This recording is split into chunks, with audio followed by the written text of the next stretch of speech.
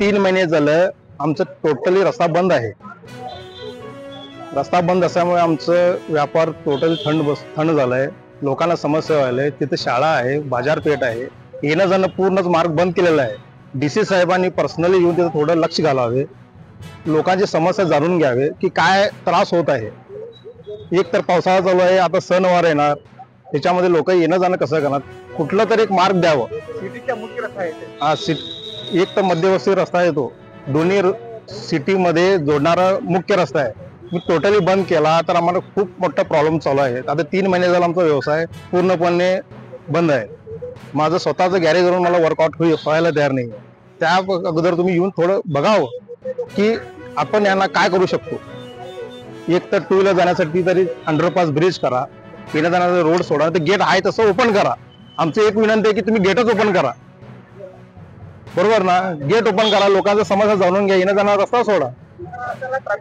Traffic jam होते, bridge फुल गर्दी होते, सकाळची शाळा असते, सकाळचं मुलं लवकर तयार होत नाही, त्यांना तयार करायला पाहिजे, सोडायला पाहिजे, नाहीच होत, मुलांना खूप त्रास व्हायलाय। का म्हणजे त्या भागामध्ये सगळं शाळा आहे, दवाखाना आहे, बाजारपेठ आहे, बस स्टँड आहे, रेल्वे स्टेशन आहे। तुम्ही जसं भिंत बांधून निर्णय घेतला की ना घाई गडबडीत, तसं करू नका।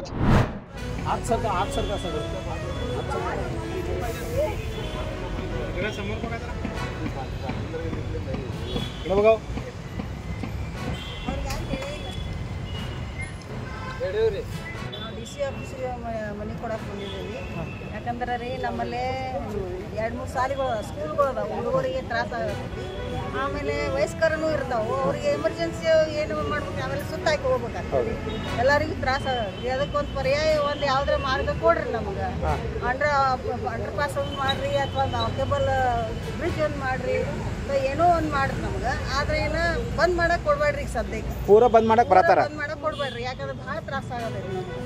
ಮತ್ತೆ ಬಿಸ್ನೆಸ್ನು ಎಲ್ಲ ಲಾಸ್ ನಡೀತದ, ಮತ್ತೆ ಎಲ್ಲ ಅದ್ರ ಮೇಲೆ ನಮ್ಮ ಜೀವನ ಅನ್ಬೇಕು, ನಾವು ಹೆಂಗ್ ಮಾಡೋಣ ಜೀವನ, ಅದು ಒಂದು ಪ್ರಶ್ನೆ ಐತಲ್ಲ। ಈಗ ಮುಖ್ಯವಾಗಿ ವೃದ್ಧರಿಗೆ ಇದನ್ನ ಸ್ವಲ್ಪ ನೀವು ಮನಸ್ಸಿನ ಮೇಲೆ ತಗೊಂಡು ಏನಾದ್ರು ಆದಷ್ಟು ಬೇಗ ವ್ಯವಸ್ಥೆ ಮಾಡ್ಕೊಡ್ಬೇಕು, ಬೇಗ ವ್ಯವಸ್ಥೆ ಮಾಡಿಕೊಡ್ರಿ ನಮ್ಗೆ ಅಂತ ನಾವು ಹೇಳಾಕ ಡಿಸಿ ಆಫೀಸ್ಗೆ ಬಂದೇವು। ನಾವೀಗ ನಿಮ್ಗೆ ಭೇಟಿ ಆಗ್ತೇವೆ ನಾವೀಗ।